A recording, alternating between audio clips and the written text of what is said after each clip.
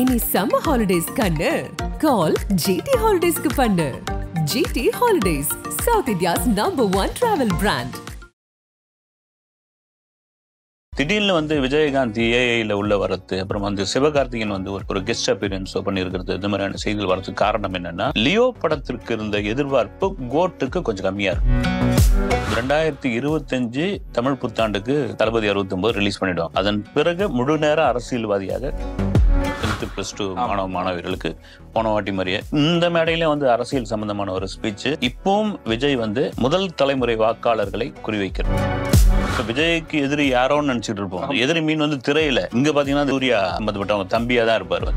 வெள்ளக்காரன் வந்து ஜாதியே பார்க்கல, எல்லாம் அவனுக்கு தெரிஞ்சது பூரா இந்தியும் பூரா கருப்பர் தான் போட்டு எல்லாரையும் நசுக்குன்னு தான் நசுங்கணும். அதை தாண்டி இப்ப சமீபமா வந்து இந்த கேபி பாலா செய்யக்கூடிய அந்த விஷயங்கள் ஒரு கட்டத்துக்கு அப்புறம் இது வந்து ஒரு பொதுநலம் சுயநலமாக மாறுதா? லாரன்ஸ் என்னன்னா, யாருக்கு பப்ளிசிட்டி கிடைக்குதோ அவங்க பக்கம் டக்குன்னு ஒரு தாவிடுவாரு. இல்ல அவர் தான் பண்ணிட்டு இருக்காருன்னா இவர் போயிட்டு தம்பி நீ நானும் சேர்ந்து பண்ணலாம். சுசித்ரா பேசுனதுல முக்கால்வாசி தீபா சொன்னதுக்கு அப்படியே மேட்ச் ஆச்சு. அப்பதான் தெரிஞ்சுக்கிட்டேன், நம்ம ஒரு நடிகை, ஒரு செலிபிரிட்டி, ஒரு பெண்ணுன்னு சாதாரணமா கடந்து போயிடுறோம். அவங்களுக்குள்ள எவ்வளவு பெரிய அழுத்தம். முக்கிய நிலைகளை உடனுக்குடன் குறிஞ்சி வேலையாக தெரிஞ்சுக்கொள்ள ஆதன் செயலை டவுன்லோட் பண்ணுங்க. கீழே டிஸ்கிரிப்ஷன்ல லிங்க் இருக்கு. ஆதன் செயல் அனைவருக்கும் ஒரு பெரிய வணக்கம் அண்ட் வெல்கம் டு ஷோ. இன்னைக்கு நம்ம கூட சேர் பாலு சார் இணைஞ்சிருக்காங்க. சார் வணக்கம். வணக்கம். எப்படி இருக்கீங்க சார்? நல்லா இருக்கு சார். சரி, நான் கோட்ல இருந்து தொடங்கிறேன். கோட்ல வந்து விஜயகாந்த் அவர்கள் ஏஐ மூலமா உள்ள இருக்கிறது தெரியும். சிவகார்த்திகேயன் அவர்கள் உள்ள இணைஞ்சிருக்காங்க அப்படின்ற ஒரு விஷயம். எதனால சார் இவ்வளவு ஒரு கூட்டமே இருக்கு? ஏன்னா பிரபுதேவா, பிரசாந்த் அப்படின்ட்டு இவ்வளவு பேர் இருக்க என்ன காரணம்? விஜய் எதுக்காக ஓகே சொல்லியிருப்பார்? இல்ல, கோட் வந்து முதல்ல நீங்க வந்து இந்த பிரபுதேவா, பிரசாந்த் இருக்கிறதெல்லாம் ஆல்ரெடி வெங்கட் பிரபு ரெடி பண்ணது அது. ஆமா. ஏன்னா நீங்க ஒரு கோட்டுக்கு முன்னாடி ஒரு சில மாதங்களுக்கு முன்னாடி கங்கை அமரன் ஒரு இன்டர்வியூ கொடுத்திருப்பாரு. அப்போ வந்து சொல்லுவார், அவர் வந்து வெங்கட் பிரபு எங்கிட்ட கதையை சொல்லிட்டாரு, எதிர்பார்க்காத ஆர்டிஸ்ட்லாம் இருப்பாங்க அப்படின்னு ஓடி வச்சு அப்புறம் சொல்லிட்ட பிறகு சொன்னாரப்பா எங்கேயாவது போய் சொல்லிட போறப்பா அப்படின்னு எனக்கு ஒரு வாய்ப்பு புட்டும் போட்டிருக்காரு அப்படின்னு சொல்லியிருந்தாப்புல. அப்போ சரி, வழக்கமா சொல்ற பில்டப் தானே இது வந்து அப்படின்னு சினிமாக்காரர்கள் கங்கை அமரன் கொஞ்சம் மனசுல பட்டதை பேசிடுவாரு அப்படின்னு கொஞ்சம் அழுத்தமா கேட்டிருந்தா கதையை கூட லைன் கூட சொல்லிடுவாரு அவரு. அதுக்காக அவரே வந்து அதை இன்டர்வியூ நிறுத்திடுவாரு. அப்புறம் அது என்னன்னா, அது ஆல்ரெடி பிக்ஸ் பண்ணது. நீங்க சொன்ன மாதிரி ஸ்னேகா, பிரசாந்த், பிரபுதேவா, அது இதுன்னு ஒரு மினி கோடம்பாக்கமே உள்ள இருக்கு.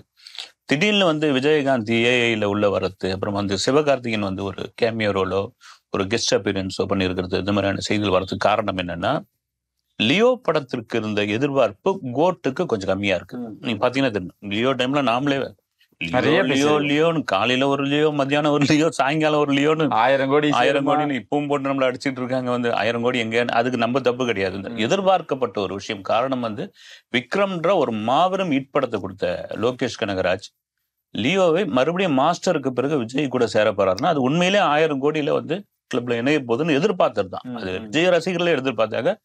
செகண்ட் ஹாஃப் வந்து சொதப்புன்னு சொதப்பியாச்சு, அது முடிஞ்சு போச்சு. இப்போ அந்த இது ஒரு படத்தினுடைய, நீங்க எவ்வளவு பெரிய ஸ்டாரா இருந்தாலும் முந்தைய படத்தினுடைய வெற்றி தான் அடுத்த படத்துக்கு கை கொடுக்கும். அது உண்மை. அது யாரா இருந்தாலும் சரி, அமிதாப் பச்சனா இருந்தாலும் சரி, வந்து ரன்வீர் கபூரா இருந்தாலும் சரி, யாரா இருந்தாலும் அந்த லியோ அந்த எதிர்பார்ப்பு சரியா பூர்த்தி ஆகணும்னா கோட் மீது பெரிய ஒரு ஆர்வம் இல்லை, எதிர்பார்ப்பு இல்லை. ஆனா ஒரு ஐப்பு இருந்துகிட்டு இருக்கு. அந்த ஃபர்ஸ்ட் சிங்கிள் கூட வந்திருந்தது, பெரிய அளவுல கனெக்ட் ஆகல. அப்புறம் நிறைய விமர்சனம் யுவன் சங்கர் ராஜா இதெல்லாம் இது பண்ணிட்டாரு. இப்ப இந்த படத்தை வந்து வேற லெவல்ல கொண்டு போகணும், பப்ளிசிட்டிக்கும் இது பெரிய அளவுல யூஸ் பண்ணணும் அப்படின்னு போதுதான் உள்ள விஜயகாந்த் வராரு, எஸ்கே வராரு. இன்னும் வந்து சஸ்பென்ஸான சில 2 விஷயங்கள்லாம் இருக்குன்னு டீம்ல சொல்லிட்டு இருக்காங்க. ஏறக்குறைய டாக்கி போர்ஷன் கம்ப்ளீட் ஆயிடுச்சு, போஸ்ட் ப்ரொடக்ஷன் நடக்க போகுது படத்துக்கு. இதுதான் காரணம். இல்ல, இவங்கெல்லாம் உள்ள வரதுக்கு விஜய் அவர்கள் ஓகே சொன்னேன். ஏன்னா விஜய் ஒரு காலகட்டத்துல இந்த டபுள் ஹீரோ சப்ஜெக்டே வேணான்னு சொன்னவர் தான். ஆனா விஜய் சேதுபதி அவர்கள் மாஸ்டர்ல பண்ணும்பொழுதா இருக்கட்டும், இல்ல வெவ்வேறு இடங்கள்ல இன்னொரு சின்ன ஆர்டிஸ்டுக்கு இல்ல ஒரு ஆப்போசிட்டா வில்லன் கேரக்டருக்கு ஓகே சொல்லுவார். இதுல எல்லாருமே ஹீரோஸ் தான்.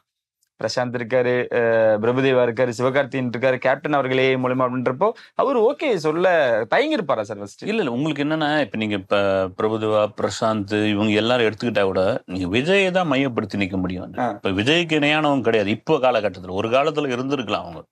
இப்ப எல்லாம் வந்து அண்ணன், தம்பி, ஃப்ரெண்டு இது மாதிரி தானே வந்து ஏறக்குறைய கொஞ்சம் ஒரு கேரக்டர் ஆர்டிஸ்ட், அவ்வளவுதான். அந்த அளவுக்கு தான் இருக்கிற மாதிரியான விஷயம். அதனால விஜய்க்கு இதனால பாதம் கிடையாது. ஒரு சமயம் இந்த ஸ்கிரிப்ட் இது தேவைப்படுது, இதெல்லாம் உள்ள வேணுங்க அப்படின்னு பொழுது வேற ஒரு ஆர்டிஸ்ட் இருக்கிறத விட இது மாதிரி தெரிஞ்ச முகங்கள் வந்து ஒரு ரீஎன்ட்ரி மாதிரி இதுல இருந்தா படத்திற்கான பப்ளிசிட்டி, ஐப்பு, ஓப்பனிங் இதெல்லாம் இருக்கிறதுனால விஜய் ஓகே சொல்லியிருக்கலாம். இதுதான் காரணமா இருக்கும். ஓகே, மாணவர்கிட்ட இருந்து தொடங்க போறாரா அரசியல் பேச்சு, அந்த அரசியல் மாநாட்டை அப்படின்னு தான் நம்ம கேள்வி வைக்கணும். ஏன்னா சீக்கிரமா சந்திக்க போறோம் அப்படின்னாங்க, அதுக்கான வேலைகளை வேகப்படுத்துங்க அப்படின்னு சொல்லியிருக்காரு. போன மாணவர்கள் சந்திப்புல பேசின அரசியல் இன்ன வரைக்கும் பேசப்பட்டு இருக்கு, நல்லவங்களை பார்த்து தேர்ந்தெடுங்க அப்படின்ட்டு. சோ இந்த ஒரு விஷயம் வரப்போறது எப்படி இருக்க போகுது சார்? அதான் மினி மாநாடா? இல்ல, மேபி அது மாநாடு மாதிரி இருக்கிறதுனா மாநாடு வேற விதமா வந்து ரெடி பண்ணியிருக்காங்கன்னா, இங்க இருந்து யார தமிழக வெற்றி கழகத்துல இருந்து நமக்கு கிடைச்ச தகவல், அந்த பரிசளிப்பு விழா விரைவில் நடக்க போகுது. 10th +2 மாணவர்களுக்கு போன வாட்டி மாதிரியே இந்த முறையும் பாத்தீங்கன்னா, போன முறை எப்படி ஒரு பெரிய சலசலப்புலாம் இல்லாம கரெக்டா ஒரு நடந்த ஒரு விஷயம், இப்போ அது மாதிரி இந்த மேடையில வந்து அரசியல் சம்பந்தமான ஒரு ஸ்பீச். இப்பவும் விஜய் வந்து முதல் தலைமுறை வாக்காளர்களை குறிவைக்கிறார் அவர். அதே சமயம் வந்து தளபதி 69 முடிச்ச பிறகுதான் முழு நேர அரசியல்வாதியாக அரசியல் களத்திற்குள் போகணும்னு அவருக்கு எண்ணம் வந்து அதுக்கான பிளானிங்ல தான் இருக்காரு. அது வந்து நீங்க சொல்ற மாதிரி ஒரு மாநாட்டுல இருந்து தொடங்கலாம், ஒரு நடைபயணமாக கூட அது மாறலாம். 2020 அந்த 1.5 வருஷம் எனக்கு தெரிஞ்சு பாத்தீங்கன்னா 2025 தமிழ் புத்தாண்டுக்கு தளபதி 69 ரிலீஸ் பண்ணிடுவாங்க. அதன் பிறகு முழு நேர அரசியல்வாதியாக களத்தில் இறங்க போறாரு விஜய். இந்த முறை மாணவர்கள் முன்னாடி பேச போற விஷயம் என்னவா இருக்க போகுது சார்? இன்னும் வெறித்தனமா இருக்குமா? ஏன்னா போன வாட்டி பேசுறதை விட இன்னும் ஆக்ரோஷமாகவும் அரசியல் சார்ந்த விஷயங்களும் பேச வாய்ப்புகள் இருக்கா? எனக்கு தெரிஞ்சு பாத்தீங்கன்னா ஏறக்குறைய ரஜினி மாதிரி தான் விஜயோடைய ஸ்பீச் வந்து. எந்த பிளான் பண்ணியும் வராம அங்க என்ன தோணுதோ அதுதான். அது கான்ட்ரவர்சி ஆகும், பரபரப்பாகும், அவருக்கு சாதகமாகும், அவருக்கு பாதகமாக கூட மாறும். நீங்க ஆடியோ லான்ச்ல இருந்து நீங்க பார்க்கலாம் வந்து. அது இப்பவும் வந்து ஒரு கட்சியினுடைய தலைவரான பிறகு அது தொடர்வாரான்னு தெரியல. ஏன்னா ஒரு கட்சியினுடைய தலைவரான பிறகு என்ன பேசணும், ஏது பேசணும், எந்த ஏரியாவில் எப்படி பேசணும், எந்த மக்கள் கிட்ட என்ன பேசணும், எல்லாத்தையும் ஒரு பிளான் பண்ணி தான் உள்ள போகணும். ஆனா இப்போ வந்து இதுக்கு நடிகரா விஜய் வந்திருந்த காலகட்டங்கள்ல நம்ம பல ஆடியோ லான்ச், பிரஸ் மீட் இதெல்லாம் பார்த்துருக்கோம். வந்து மேபி அவர் ஒன்று ப்ரிப்பேர் பண்ணி விடுவார் பொழுது மேடையில் ஏறி வேற விதமா பேசிடுவார், மனசுல பட்டதை பேசிடுவார். அது சலசலப்பு உண்டாக்கும். அதனால தான் சில இடங்கள்ல மௌனமாக கடந்து போகிறது. இந்த மாணவ மாணவியர் அந்த பரிசளிப்பு விழாவில் கண்டிப்பாக ஒரு அரசியல் பேசக்கூடிய வாய்ப்பு நிறைய இருக்குது. அது அந்த நேரத்துல என்ன மனசுல தோணுதோ அந்த நேரத்தில் நடக்கக்கூடிய சம்பவங்களை மையப்படுத்தி ஒரு கோட் பண்ணி ஒரு சம்பவம் பண்ண போறாரு. அப்ப இருந்த சம்பவங்களை மையப்படுத்தி ஒரு சம்பவம் பண்ண போறாரு அப்படின்னு எடுத்துக்கலாம். ஆனா அதுக்கு எதிரா எந்த கட்சி இருக்க போது, ஆளுங்கட்சியா எதிர்கட்சியா நிறைய விஷயங்கள் பேசிட்டு இருந்தாங்க. ஆனா இப்போ சமீபத்துல சூர்யா அவர்கள் ஒரு கட்சி தொடங்க போறாரு, இவர்தான் விஜய் எதிர்க்க போறாரு அப்படின்றது பாத்தீங்களா சார்? அதெல்லாம் கேள்விப்படுறீங்களா? ஏன்னா திடீர்னு கூப்பிட்டு இந்த அப்புறம் பாத்தீங்கன்னா ஒரு ஏரியா வாரியாக கூப்பிட்டு ஒரு இடத்துல மீட் பண்ணி அப்புறமா பொறுப்பாளர்கள்லாம் சில பொறுப்புலாம் கொடுத்துருக்காரு. வந்து அங்கேயும் வட்டம், மாவட்டம், நகரம் இந்த மாதிரி எல்லாம் பிரிச்சு விட்டுருக்காப்ல. இது எல்லாருக்கும் உள்ள ஒரு விஷயம் தான் சார். அது ஆமா, ஒரு இருந்தாலும் பர்டிகுலரா விஜய் அப்படின்னு வரப்போ அவரோட படங்களா இருக்கட்டும், எதுவா இருக்கட்டும், இந்த பக்கம் பாத்தீங்கன்னா சைலண்டா இவங்க ஒரு விஷயம் பண்ணிடுவாங்க. அவர் எவ்வளவுதான் வெளியே தெரிஞ்சு நல்ல விஷயங்கள் பண்ணாலும் இவங்க தெரியாம பண்ணுவாங்க. இவரோட படம் பிகில் வரும் பொழுதா இருக்கட்டும், கைதி இந்த பக்கம் வந்துச்சு. சோ அதை தொடர்ந்து ஒரு விஷயம் மறைமுகமா வந்துச்சு. KGF கூட இவங்க சைட்ல இருந்தா வாங்கி ரிலீஸ் பண்ணாங்க. சோ அந்த மாதிரியான விஷயங்கள் தொடர்ந்துச்சு. இது அரசியலும் தொடர போகுதா அப்படின்னு? இல்ல, நீங்க சொல்ற மாதிரி விஜய் வரும் பொழுதெல்லாம் அதற்கு நாம விஜய்க்கு எதிரி யாரோன்னு நினைச்சிட்டு இருப்போம். எதிரி மீன் வந்து திரையில. இங்க பாத்தீங்கன்னா அது சூர்யா தான் இருக்கும். சூர்யா சம்பந்தப்பட்டவங்க தம்பியா தான் இருப்பாரு, வந்து கார்த்தியா தான் இருப்பாரு. இது ஒன்றும் இதுதான். நாம அஜித்துனுவோம், வேற யாராவது சொல்லுவாங்க. வந்து இந்த போட்டி ஆரம்பத்துல இருந்தே இருந்திருக்குது, நேருக்கு நேர்ல இருந்து. நேருக்கு நேர்ல இருந்து ஃப்ரெண்ட்ஸ்ல சேர்ந்து நடிச்சாலும் ஃப்ரெண்ட்ஸுக்கு அப்புறம் வந்து சூர்யாவும் விஜயும் சேர்ந்து நடிக்கிற மாதிரியான ஒரு ப்ராஜெக்ட் ஒன்று ரெடி பண்ணாங்க. சூர்யா அந்த நேரத்துல காக்கா காக்கெல்லாம் முடிச்சு அவர் ஒரு ரேஞ்சில் வந்துட்டாரு. விஜய் ஓகே சொல்லி சூர்யா என் கேரக்டர் சரியில்லை, எனக்கான கேரக்டர் வந்து முக்கியத்துவம் இல்லை, நான் இதில் நடிக்கலன்னு ரிஜெக்ட் பண்ணியிருக்காரு. அப்பத்துல இருந்தே ஒரு மறைமுகமான ஒரு பனிப்போர், ஒரு புகைச்சல் அதெல்லாம் இருந்துகிட்டு இருக்கு. உங்களுக்கு என்னதான் வெளியே வந்து நடிச்சாலும் வந்து தொழில் போட்டியாளர்கள் இல்ல, அந்த இடத்த நாம யார் பிடிக்கிறது? இப்ப விஜய் இடத்துக்கு ஒரு பெரிய போட்டி நடந்துகிட்டு இருக்கு. தளபதி இடத்து யாருக்கு அப்படின்னு, அது யாருக்குன்றது வந்து மக்கள் தான் முடிவு பண்ணும், ரசிகர்கள் தான் முடிவு பண்ணும். அது கண்டிப்பா இருக்கு. நீங்க அப்படி பாத்தீங்கன்னா சிவகார்த்திகேயன் கூட போன மாதம் ஒரு கல்யாண மண்டபத்துல போரூர்ல பிடிச்சி அவ்வளவு பேரும் மீட் பண்ணி தலைவர்களையும் சொல்லி, அப்புறம் எங்களுக்கு அதெல்லாம் அரசியல் ஆசைலாம் கிடையாது, ரொம்ப நாள் ஆச்சு நான் மீட் பண்ணி, அதனால வந்து எனக்கு தொடர்ச்சியா படங்கள்லாம் ஹிட் ஆயிட்டு இருக்கு, அவங்களை மீட் பண்ணி ஆனதுக்காக மீட் பண்ணனு. எல்லாருக்கும் ஒரு இது உண்டு சார். எல்லாருக்கும், நடிகர்களுக்கும் உங்களுக்கு பொதுவாகவே வந்து நம்மளை வந்து ஒரு சூழ்ந்துக்கிட்டு ஒரு 1000 பேர் கை தட்டுறான், ஒரு 500 பேர் விசில் அடிக்கிறான்னு வச்சுங்க, அவருடைய அடுத்த மனநிலை என்னன்னா சிஎம் நாற்காலி தான். அதை பிடிக்கிறதுக்கு எவ்வளவு பெரிய கஷ்டம் இருக்குது, ஏது இருக்குது, அதை பத்திலாம் கவலைப்படுறது கிடையாது. இந்த கைத்தட்டல இந்த விசில் சத்தமோ தலைவான்னு வாழ்கன்னு போடுற அந்த கோஷமும் தான் இவங்களை வந்து இந்த மாதிரியான நிலைமைக்கு கொண்டு வந்துருது. எனக்கு தெரிஞ்சு ஒரு எம்ஜிஆர் தான். அதை தாண்டி அந்த இடத்தை யார் பிடிக்க போறாங்க அப்படின்ல அவங்க உழைப்பு, மக்கள் மத்தியில் அவங்களுக்கு உள்ள செல்வாக்கு, அவங்கள எப்படி ஏத்துக்கிறாங்க அப்படின்றது தான் வந்து. ஓகே. இருந்தாலும் விஜயை எதிர்க்கக்கூடிய சூர்யா அவர்களுக்கு அந்த பலம் இருக்கா சார்? அந்த ரசிகர் வரவேற்பு, அந்த மாதிரியான விஷயங்கள், ஏன்னா அரசியல் சார்ந்த நோக்கங்கள் இருந்தாலும் வரவேற்பு அப்படின்ற ஒரு விஷயம் இருக்குல்ல. இங்க விஜயே வந்து இப்ப விஜய் வந்து அவருடைய ரசிகர்கள் அல்லது அவர் கட்சி சார்ந்தவர்கள் வந்து அடுத்த சிஎம் அவர் தான் அப்படின்னு சொல்லலாம். ஆனா விஜய்க்கே தெரியும் வந்து நம்மளால சிஎம் ஆக முடியாது. அதுதான் யதார்த்தமும் கூட. நான் இதான் பேசல. விஜய் என்னன்னா தனக்கான பலம் எப்படி இருக்கு, எவ்வளவு வாக்கு நமக்கு வருது, எவ்வளவு சதவீதம் நமக்கு இருக்குது, எவ்வளவு யங்ஸ்டர்ஸ் நம்ம மேல இதுவா இருக்காங்க, நம்ம எந்த அளவுக்கு போய் ரீச் ஆயிருக்கிறோம் அப்படின்னு தெரிஞ்சுக்கிறதுக்காக ஒரு முன்னோட்டம் தான் வருகின்ற சட்டமன்ற தேர்தலில் அவர் நிக்கிறாரு. இப்ப அவரே அப்படின்னா நீங்க மத்தவங்க எல்லாம் எடுத்துக்கிட்ட உடனே வந்துட்டீங்கன்னு வச்சுங்க, சப்போஸ் நிக்கிறாங்கன்னா பல இடங்கள் டெபாசிட் தான் எடுப்பாங்க. அதுல எழுதி கூட வச்சுக்கலாம். அது அதுல மாற்றுறது நீங்க சினிமா வேற, அரசியல் வேற. சினிமா நட்சத்திரம் ஒரு கூட்டத்துக்கு வராங்க அப்படின்னா அவ்வளவு பேர் திரண்டு வராங்கன்னா அந்த கட்சி சார்ந்தவர்களுக்கு ஓட்டு போட்டுற மாட்டாங்க. அது விஜய்க்கும் நல்லா தெரியும். இதை பின்பற்றி ஒரு தலைவர் இப்ப வந்து என்ன தளபதி விஜய்னு கூப்பிடாதீங்க, தலைவர் விஜய்னு கூப்பிடுங்கன்னு அவங்க ரசிகர் சொல்றதெல்லாம் இவங்க கேட்டு நமக்கும் அந்த தலைவர்ன்ற ஒரு இடம் வரணும். தலைவர் சூர்யா, தலைவர் சிம்பு, தலைவர் எஸ்கே அப்படின்னு இது இயல்பா உள்ள ஒரு மனநிலை வந்து. ஆனா அது யதார்த்தம் வேற, மக்கள் மனநிலை வேற. ஓகே. தளபதி மாதிரி சூர்யா அவர்களுக்கு அந்த ஒரு அங்கீகாரம் லேட்டா தான் கிடைக்கும் அப்படின்னு எடுத்துக்கலாம். அரசியல வந்தாலும் இப்ப வந்தாலும் அவர் எங்க தமிழ்நாட்டுல சென்னையில இருக்காரு, பாதி முக்காவாசி நேரம் மும்பைல தான் இருக்காரு பொழுது. தமிழ்ல இங்க இருக்கணும் இல்லைங்களா? நீங்க பிசினஸ் இருக்கு, ரைட் எதுவும் இருந்தா சரி. இருந்தாலும் அவங்களோட மன்றத்தை சேர்ந்தவங்க இன்னும் உதவிட்டு தானே சரி இருக்காங்க. அப்படி கணக்கு போடுறாரோ அப்படி சொல்றீங்களா? சரி, அவர் ஒருவேளை இந்த மாதிரி எண்ட இருந்ததுன்னு வச்சுங்க, வரட்டும் தாராளமா வந்து. இங்க தமிழகம் வந்து வந்தாரை வாழ வைக்கும். இல்ல இருப்போரை இருக்கிற நடிகர் பூரா வந்து முதலமைச்சர் நாற்காலியில உட்கார வைக்கிறதுக்கு ரசிகர்கள் ரெடியா தான் இருக்காங்க. வரட்டும், நிக்கட்டும், என்ன பலன் பாத்துருவோம் நம்ம. ஓகே. இந்த பக்கம் ரஞ்சித், வெற்றிமாறன் 2 பேரும் மேலேயும் விமர்சனம் அடுக்கடுக்கா வச்சுக்கிட்டே இருக்காங்க. இது ஒரு பலமான விமர்சனமா பாக்குறீங்களா? இல்ல, இது விமர்சனம் தாண்டி வந்து ரொம்ப சமீப காலமாக ஜாதி சம்பந்தப்பட்ட படங்கள், அது அவங்க சொல்ற காரணம் விளிம்பு நிலை மக்கள், அந்த மக்கள், இந்த மக்கள்னுவாங்க. அப்பட்டமா தெரியுது. அது யாரா இருந்தாலும் சரி வந்து சமீப காலமா ரொம்ப அதிகமாயிட்டே இருக்குது.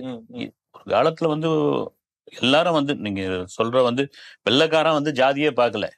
எல்லாம் அவனுக்கு தெரிஞ்சது பூரா இந்தியும் பூரா கருப்பர் தான். அவன் போட்டு எல்லாரையும் நசுக்குன்னு தான் நசுங்கினான் வந்து. அதை தாண்டி இப்ப சமீபமா வந்து இந்த 2K கிட்ஸ் மத்தியில் ஏன் இந்த வந்து விஷ விதையை தூவுகிறார்கள் என்று தெரியல. உண்மையிலேயே வந்து ரொம்ப வருத்தப்படக்கூடிய ஒரு விஷயம் தான் வந்து. உங்க வழியை சொல்லலாம், ரைட்டு. அந்த வழியை சொல்லும் போது திணிக்க வேண்டாம் அப்படின்னு தான் என்னுடைய கருத்து வந்து. திணிக்காதீங்க. அது உங்க வழியை சொல்லிட்டு போங்க. இப்படிதாங்க இருந்தேன், இப்படிதான் இது பண்ணாங்க, எங்களை போட்டு இப்படிதான் பண்றாங்கன்னு அப்படியெல்லாம் ஒண்ணும் கிடையாது. நீங்க சென்னையில எடுத்துங்க, ஒரு பெரிய அபார்ட்மெண்ட்ல அக்கம் பக்கம் இருக்கிறவங்க யாருன்னு தெரிஞ்சு வந்து உங்களுக்கு யாருமே தெரியாது, என்ன எதுன்னு தெரியாது, எந்த ஜாதி எந்த மதம் அதெல்லாம் கிடையாது. அவன் பழப்ப பார்த்துக்கிட்டு காலையில எந்திரத்தோட எந்திரமா ஓடிக்கிட்டு இருக்கான், ரைட்டு வந்து படுக்கிறான், தூங்குறதே குறைவான நேரம் தான். இதுல எங்கிருந்து போய் அவன் வந்து ஜாதியை கேட்க போறான், இது கேட்க போறான். இப்படியாப்பட்ட சூழ்நிலையில் இந்த படங்கள்லாம் வந்து தவிர்க்கலாம் அப்படின்னு தான் என்னுடைய கருத்து. ஓகே. இருந்தாலும் அந்த படத்தோட ப்ரொமோஷனே கவுண்டம்பாளையம்னு ஒரு படம், அதுக்கு போயிட்டு இவங்க 2 பேரும் பர்டிகுலரா இருக்குது. ஏன் இவங்க 2 பேர் மட்டும் தான் இந்த மாதிரியான படங்கள் எடுக்கிறாங்களா அப்படின்ற ஒரு கேள்விதான் எல்லாரும் முன் வைக்கிறாங்க. இல்ல, இதுக்கு முன்னாடி வந்து நீங்க ஒன்னில சொல்ற சத்யராஜ் படம் நான் மறந்துட்டேன் நானு. படம் பேரு மணிவண்ணன் தான் டைரக்ட் பண்ணிருப்பாரு. அப்படியே வந்து டேரிங்கா வந்து ஜாதி சம்பந்தமான பேசினா இது அந்த காலகட்டங்கள்ல அப்படியே கடந்து போயிட்டாங்க வந்து.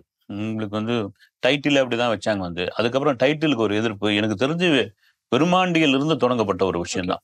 சண்டியர் அப்படின்னு ஒரு தலைப்பு வச்சு கிருஷ்ணசாமி அவர்கள் அதுக்கு எதிர்ப்பு தெரிவிச்சு, தென் மாவட்டங்கள்ல எங்க நீங்க கேமரா வச்சாலும் உங்களை அவ்வளவுதான் அப்படின்னு. நான் ஏன் வந்து வெளியே கேமரா வைக்க போறேன், உள்ளவே மதுரையே கொண்டு வந்து செட்டு போறேன்னு சொல்லி கிண்டியில இருக்கிற கேம்போ காலால அவ்வளவு பெரிய செட்டை போட்டு ஒரே ஒரு சாங் தான் ஸ்ரீபெரும்புத்தூர்ல எடுத்தார் வந்து, இந்த உன்னை விட அப்படின்னு. அந்த பாட்டு மட்டும்தான் ஸ்ரீபெரும்புத்தூர்ல ஒரு டிவி50ல வச்சு வர மாதிரி அந்த சுங்காசத்திரம் ஏரியாவில எடுத்து எல்லாமே சென்னையில ஃபுல்லாவே எடுத்து சென்னையில ஒரே ஒரு செட்டுக்குள்ள, அந்த செட்டுக்குள்ள போய் பார்த்தோம், அரண்டு போயிட்டாங்க. உண்மையிலேயே தெரியாது, நீங்க என்ன வேணாலும் பண்ணீங்கன்ட்டாரு. அதுக்கு ஒரு கட்ஸ் வேணும். அதாவது கமலஹாசனால் மட்டும்தான் முடியும் வந்து. அங்கிருந்து தொடங்கணும் தான் நீங்க சொல்ற மாதிரி. தமிழ் சினிமாவுக்குள் இந்த ஜாதிய விஷயங்கள் உள்ள நுழைஞ்சது அதுதான். அப்படியே கொஞ்சம் கொஞ்சமா போச்சு. ரஞ்சித், வெற்றிமாறன், மோகன்ஜி இந்த மாதிரி ஆட்கள் சொல்லும் பொழுது அது கொஞ்சம் ஓவரா தெரிய ஆரம்பிச்சது வந்து அது என்னன்னா ஒரு கட்டத்துக்கு அப்புறம் இன்னைக்கு வந்து எல்லாம் படித்தவர்கள் தான் எல்லாம் இன்னைக்கு ஒரு காலகட்டங்கள்ல ஒரு 30-35 வருஷத்துக்கு முன்னாடி பாமர்களும் படித்தவர்களும் கலந்துருந்தாங்க. இன்னைக்கு ஏறக்கூட 90 விழுக்காடு படிச்சவர்கள் வந்துட்டாங்க, இளைஞர்கள் வந்துட்டாங்க. ஒரு கட்டத்துல அப்படியே தூக்கி வச்சிருவாங்க, அதை தூர தள்ளிடுவாங்க. தூர தள்ளும் பொழுதுதான் உங்களுக்கு அந்த வழி தெரிய ஆரம்பிக்கும். ஆமா, இதுல மீறி லாரன்ஸ் பாலா 2 பேரும் செஞ்சுக்கிட்டு இருக்க விஷயங்களை எப்படி பாக்குறது சார்? 2 விதமான விமர்சனங்கள் இருக்கு சார். உண்மையிலே கேபி பாலா செய்யக்கூடிய அந்த விஷயங்கள் ஆரம்பத்துல நான் கூட பெரிய அளவுல தான் பாராட்டி இதெல்லாம் பண்ண இப்பவும் பாராட்டிட்டு தான் இருக்கேன். ஒரு கட்டத்துக்கு அப்புறம் இது வந்து ஒரு பொது நலம் சுயநலமாக மாறுதா அப்படின்ற ஒரு டவுட் எனக்கு மட்டும் கிடையாது, பொதுவான ஆட்களுக்கும் உண்டு.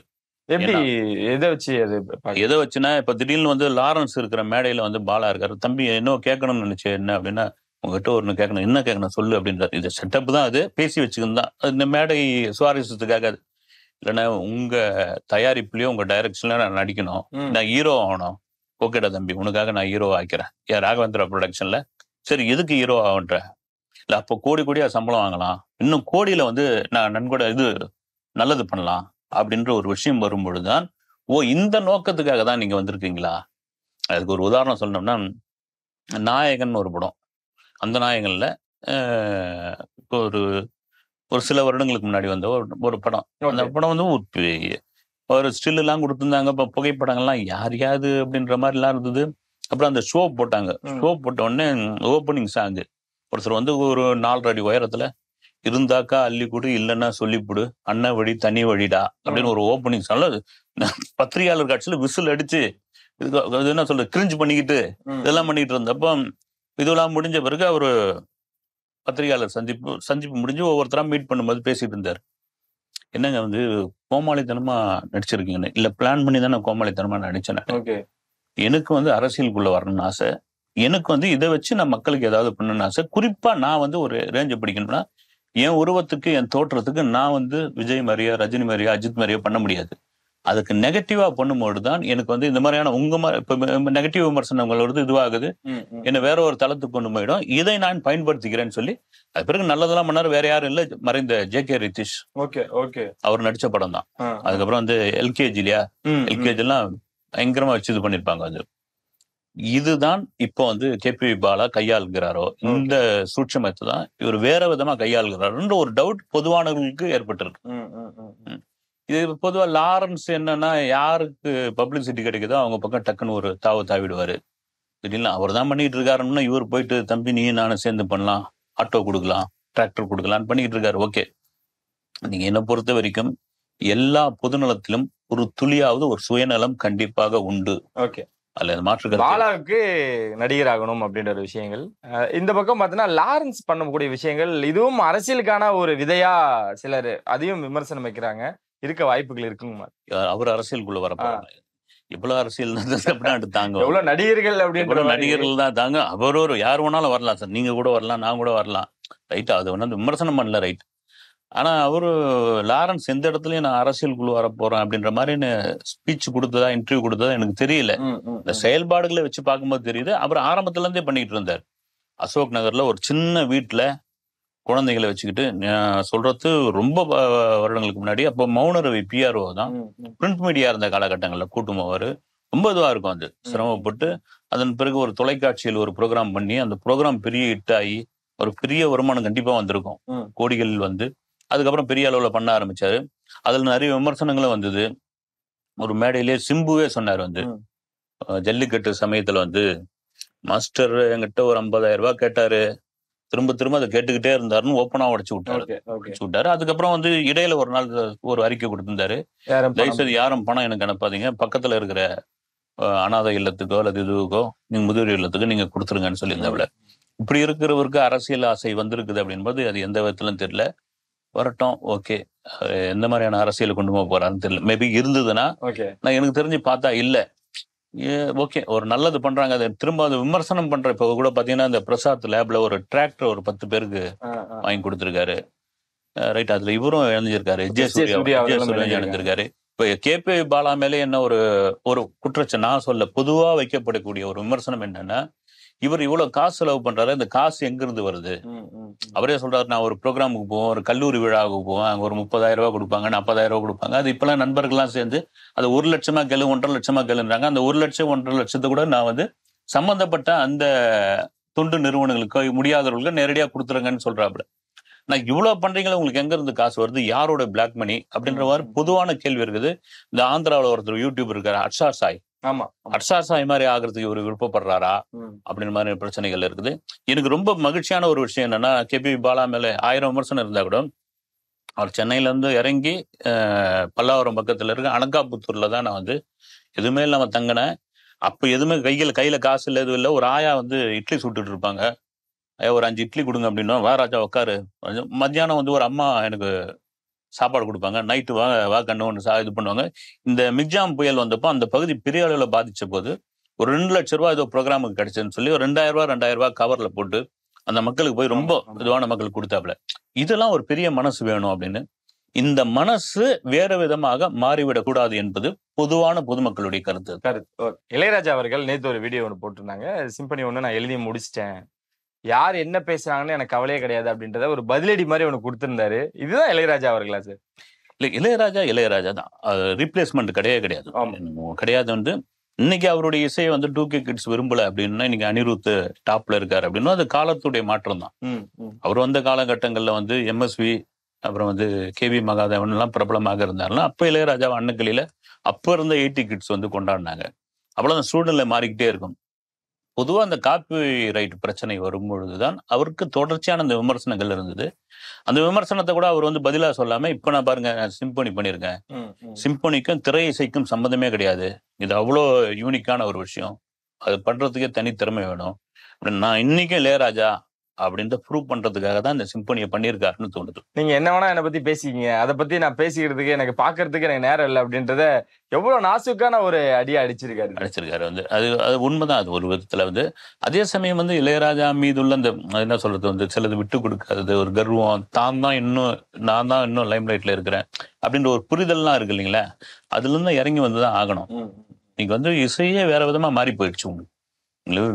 நீங்க வந்து என்னதான் மறுபடியும் நீங்க என்னதான் இசைஞானின்னு சொல்லி இப்ப போட்டாலும் இப்ப பெரிய இட்டு கொடுத்துட்டு இருக்கணும் இல்ல, அவங்க வேற தளத்துல விரும்புறாங்க. வந்து மணிசங்கர் ராஜாவுடைய கோட் படத்தினுடைய பாடலே சரியில்லைன்றாங்க. வந்து மணிசங்கர் அவருடைய மகன் இது வேற விதத்துல போயிட்டு இருக்காங்க. அது காரணம் என்னன்னா, இன்னைக்கு பறந்து விடுந்த ஒரு சோசியல் மீடியாக்கள் வந்து நீங்க எங்க இருந்து இசை அனிருத் வந்து ஒரு பாட்டுக்கு ஏதோ ஒரு இதுதான் அடிச்சிட்டாப்ல, ஸ்பெயின்லயோ அல்லது ஹங்கேரியில வந்து சுட்டுட்டாருன்னு சொல்லி அந்த நபருக்கே வந்து இன்ஸ்டாவில் பதில் சொல்லிட்டாங்க. அந்த அளவுக்கு ஆகிப்போச்சு. நீங்க உட்காந்துட்டு இருந்தீங்க ரைட்டு, நீங்க வந்து அசைக்க முடியாத ஒரு ராஜாவாக இருந்தீர்கள். உங்கள் பாடல் தான் இன்னைக்கும் வந்து பல டீ கடைகளில் போக்குவரத்துல கார்ல பயணம் பண்ணும்போது கேட்கற இது. நண்பர் கூட நம்ம இதுல கூட சொல்லியிருந்தேன், நார்வேல வந்து ஒரு FMல கேட்டுட்டு இருந்தானோ ஒரு பனி பிரதேசத்தை, அந்த கேட்டு முடிச்ச உடனே அதுல அந்த டிஸ்பிளேல வந்து இதுக்கான ராயல்டி போய் அது சம்பந்தப்பட்டவருக்கு வந்து சேர்ந்துருச்சுன்னு ஒரு தகவலோட குறுஞ்செய்தியோட வந்துதான். அந்த அளவுக்கு விஞ்ஞானம் வந்ததாச்சு. வந்து நீங்க சாதிச்சிட்டீங்க. சாதிச்ச பிறகு வந்து இளையவர்களுக்கு நீங்க ஒரு வழிகாட்டியா இருக்கணும், அவங்களுக்கு வழி விடணும். இதெல்லாம் விட்டுட்டு வந்து ஒரு ரேஞ்சை தொட்டுட்ட பிறகு நீங்க வாங்க வந்து ஒரு 50 பேருக்கு நான் மியூசிக் சொல்லி தரேன்னு சொன்னா வச்சுங்க, உங்க ரேஞ்சே வேற மாதிரி மாறிடும். நீங்க பார்த்து எல்லாரையும் போய் பொறாமப்பட்டு இருந்தா அது எந்த வித நியாயம்? ஓகே, கடைசியா சுச்சி அவங்க நிறைய விஷயங்கள் ஷேர் பண்ணிட்டு இருக்காங்க. நம்ம உள்ள எல்லாம் போவானா சார்? பட் என்ன மனநிலை அவங்களுக்கு? ஏன் இப்போ வந்து அவ்வளோ ஒரு நிறைய விஷயங்களை ஷேர் பண்றது? ஏன்னா இப்போ அந்த நடிகர் எல்லாருமே பெரிய பெரிய இடங்கள்ல இருக்காங்க, நடிகைகள் எல்லாரும் மிகப்பெரிய இடத்துல இருக்காங்க.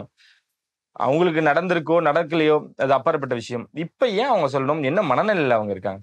இல்ல, நீங்க சொல்ல மாதிரி ரொம்ப டீப்பா அது உள்ள போக வேணாம். வந்து 2017 சுச்சி லீக்ஸ் அப்படின்னு அவங்களுடைய சோசியல் மீடியாவில் இருந்து பிரபலமாக இருக்கக்கூடிய நடிகர்கள், நடிகைகள், பாடகிகள் இவங்களுடைய போட்டோக்கள், வீடியோக்கள்லாம் வந்து பெரிய பரபரப்பாகி அவரு சுசித்ராவுடைய முன்னாள் கணவர் கார்த்திக் குமார், அப்பொழுது கணவர், அவர் என்ன பண்ணாரு, அவங்களுக்கு மனநிலை சரியில்லை, அவங்களுடைய அந்த ட்விட்டர் பேஜை வந்து யாரோ ஹேக் பண்ணிட்டாங்கன்னு சொல்லி அவர் இதுவாயிடுச்சு. திடீர்னு சுசித்ரா சோசியல் மீடியாவில் அது யூடியூப் சேனல்கள் தொடர்ச்சியா கொடுக்குற பேட்டி, அந்த பேட்டியில வந்து அவங்க சொல்றது கருத்தெல்லாம் விட்டுருங்க, நிறைய கோபமான வார்த்தைகளை பேசுறாங்க, டேரிங்காவே புழங்குறாங்க. இதெல்லாம் சில வார்த்தைகள்லாம் மியூட் பண்ணிருக்கலாம். வந்து அதெல்லாம் கூட நான் ஒரு பெண்ணுடைய மனநிலையில இருந்து தான் நான் பார்த்திருக்கேன். எவ்வளவு பெரிய அழுத்தம் இருக்குது. ஒரு பாடகி, ஒரு நடிகை, ஒரு இடைய ஜாக்கி, ஒரு பிரபலம், அதையெல்லாம் தாண்டி சொல்றது, நான் வந்து அடையாறுல லோயர், அது அந்த வார்த்தை எதுக்கு சொல்லியிருக்காங்கன்னா, ரொம்ப பின்தங்கிய பகுதியில் இருக்கிற ஒரு கோவில்ல போயிட்டு நான் போய் உட்காந்து ஒரு 3 மணி நேரம் கதறி கதறி அழுவேன். என்ன பாக்குறவங்க அப்படியே பார்த்துட்டு போயிடுவாங்க. அது சொல்றதுக்கு காரணம் என்ன, நான் ஒரு பிரபலம் தான். அந்த ஏரியாவுக்குள்ள போயிட்டான்னு அப்படின்னா இந்த பொண்ணுங்க ஏன் வந்து உட்காந்துங்குது போட்டோ எடுப்பேன், அதெல்லாம் என்ன எதுவும் தொந்தரவு பண்ணல. அங்க வந்த பல பெண்களும் அப்படிதான் கோயில் மனையை வேண்டிக்கிட்டு இருங்க. அவ்வளவு கடுமையான மன அழுத்தத்துல இருந்தேன் நான் வந்து.